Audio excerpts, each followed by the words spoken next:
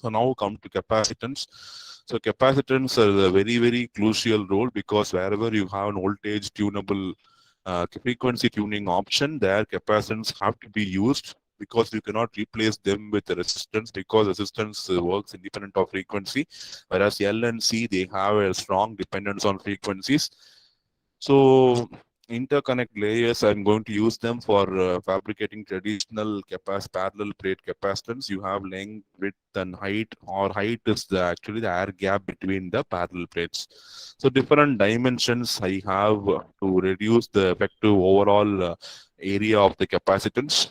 So one must be aware that the capacitance formed by the bottom plate, capacitance is formed because of two plates. Either one may be a plate and other may be a substrate, or one may be a plate and one may be a conductor.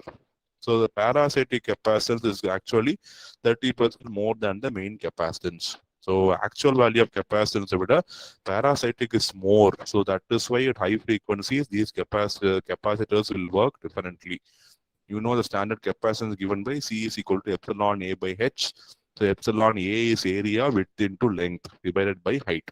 So even though this is the traditional formula which you use for the capacitance, but practical capacitance try to obey this formula, but we have to make some change for this formula to make practical capacitance.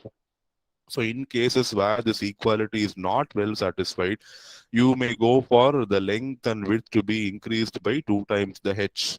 So you see epsilon WL by h, I'm increasing W by 2h, L by 2h, so that is going to help me in getting a very good performance of the capacitor. So if you simplify this, you get epsilon into WL by h plus 2W plus 2L. So you get that simplified expression, and that capacitances, they have a very, very less temperature coefficient, very good, completely made of metal. So they are it is because capacitors are insulators, as you know, and the temperature coefficient is dominated by the oxides of the dielectric constant.